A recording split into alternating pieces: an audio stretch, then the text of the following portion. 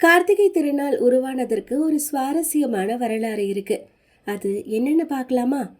முன்பொரு முறை படைக்கும் கடவுளான பிரம்மாவுக்கும் காக்கும் கடவுளான விஷ்ணுவுக்கும் இடையில ஒரு போட்டி வந்தது. நான் தான் பெரியவன்னு பிரம்மாவும், இல்ல இல்ல நான் தான் பெரியவன்னு விஷ்ணுவும் மாறி மாறி வாதம் செஞ்சாங்க. அப்போ அவங்களுடைய அகந்தையை அடக்க சிவபெருமான் ஒரு மிகப்பெரிய அக்னி பிழம்பா, அதாவது ஜோதியா அவர்களுக்கு நடுவுல தோன்றினாரு. இந்த நெருப்புடைய அடியையோ அல்லது முடியையோ யார் முதல்ல பாக்குறீங்களோ அவங்க தான் பெரியவர்னு சிவபெருமான் சவால் விட்டாரு. உடனே விஷ்ணு ஒரு வராக அவதாரம் எடுத்து பூமியை தோண்டி அந்த ஜோதியின் அடைய தேடினாரு. பிரம்மா ஒரு அன்னப்பறவையா மாறி முடிய தேட மேல பறந்தாரு. எவ்வளவு தேடியும் 2 பேராலையும் அந்த ஜோதியுடைய அடியையும் முடியையும் பார்க்க முடியல.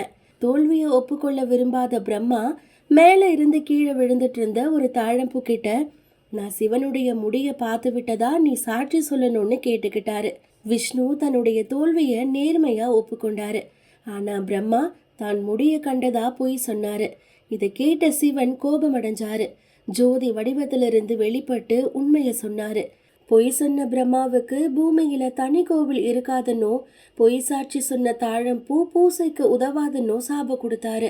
உண்மைய ஒப்புக்கொண்ட விஷ்ணுவை ஆசிர்வாதம் செஞ்சாரு. பின்புதான் அந்த அக்னி பிழம்பு குளிர்ந்து திருவண்ணாமலை மலையாக மாறியதா. இறைவன் ஜோதி வடிவாக தோன்றிய அந்த நாளதான் நாம கார்த்திகை தீப திருநாளா கொண்டாடிட்டு வரோம். நம்முடைய மனதில் இருக்கக்கூடிய அகந்தை மற்றும் அறியாமை என்ற இருளை நீக்கி அறிவு எனும் ஒளியை ஏற்றுவதுதான் இதன் தத்துவம். அனைவருக்கும் கார்த்திகை தீப திருநாள் நல்வாழ்த்துகள்.